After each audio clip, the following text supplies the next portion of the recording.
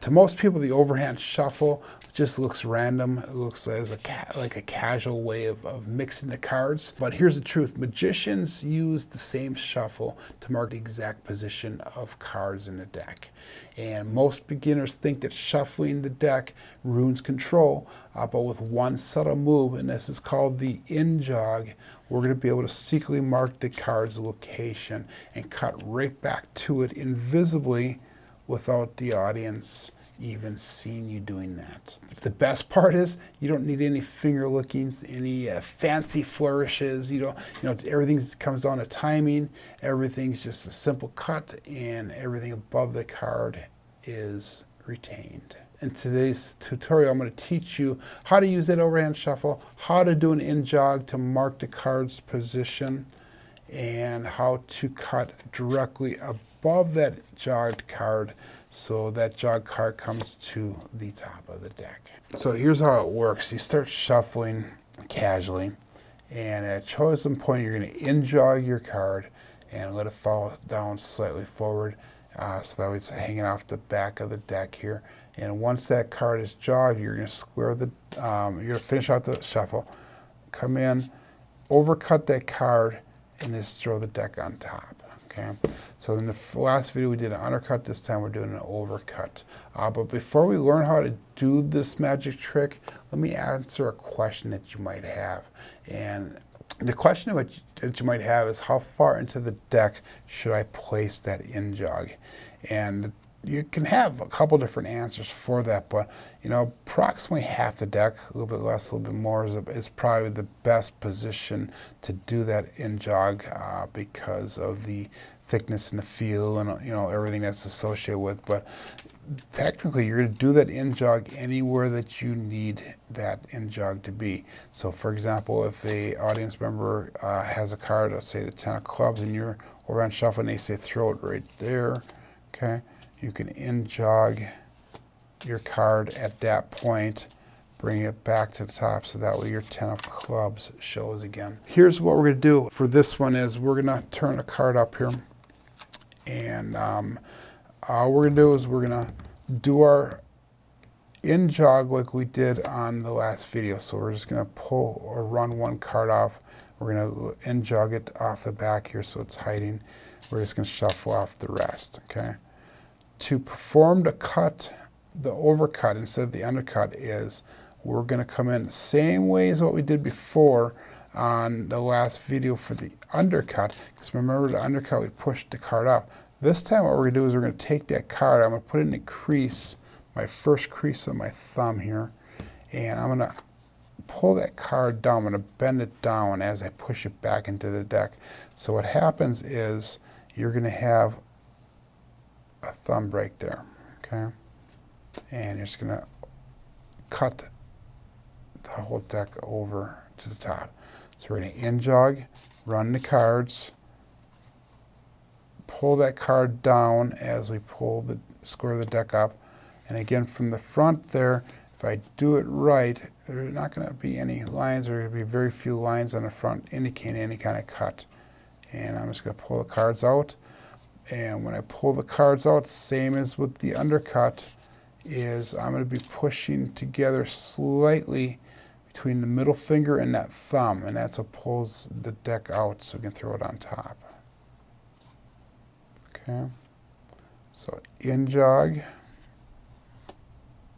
shuffle off, take the injogged card, push it in with your thumb, and you're using that groove of the thumb there to keep that bottom deck separated or pack separated off. So peel off, boom, boom, push in, pull down, and you're going to do that so it's actually smooth. So I'm not stopping here. I'm not stopping here and readjusting in that.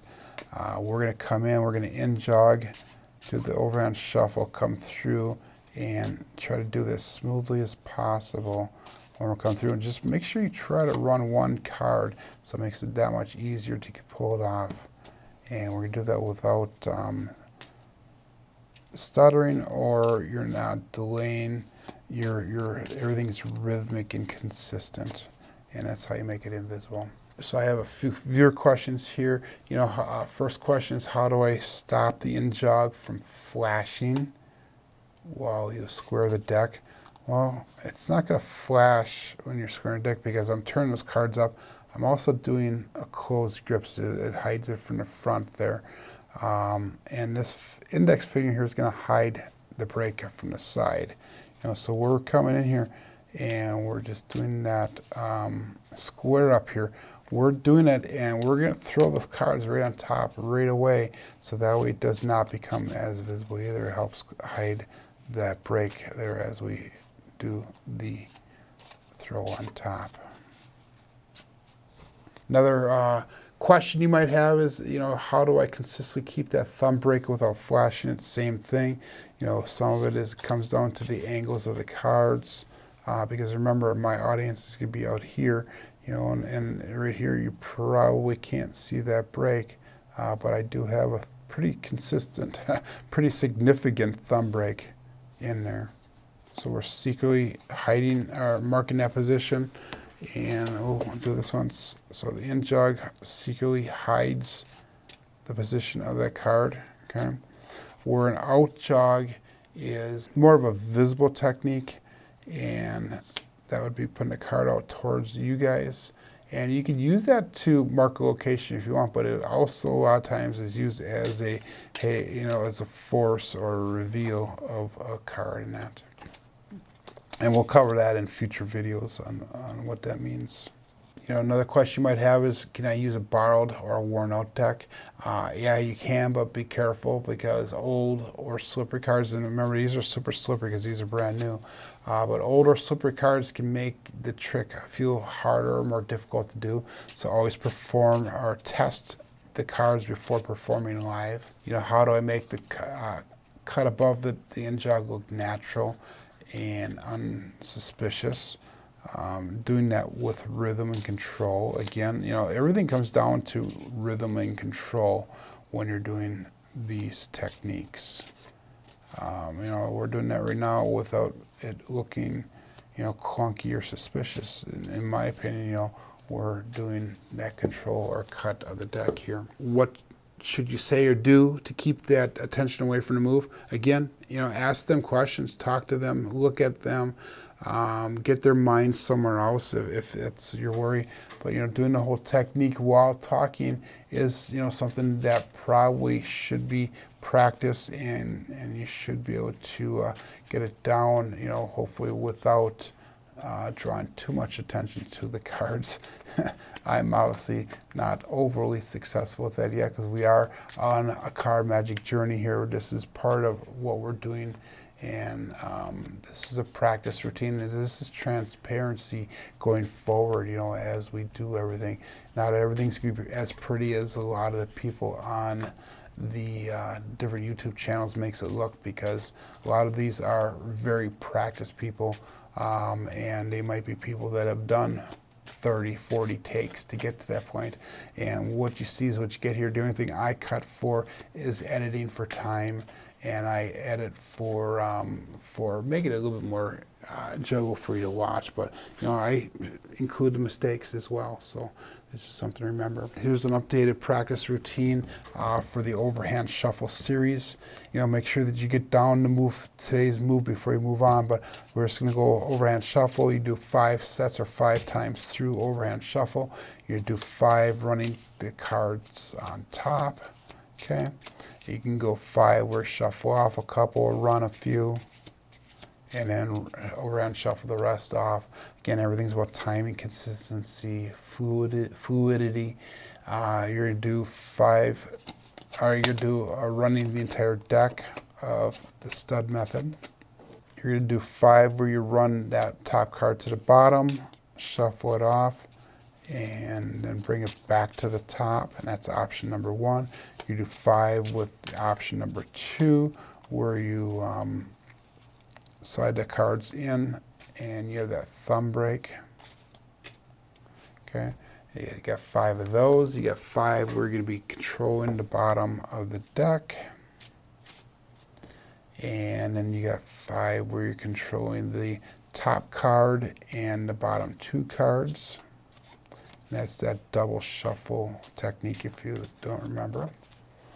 Okay, and then we got 5 of them where we're going to be injogging and then undercutting.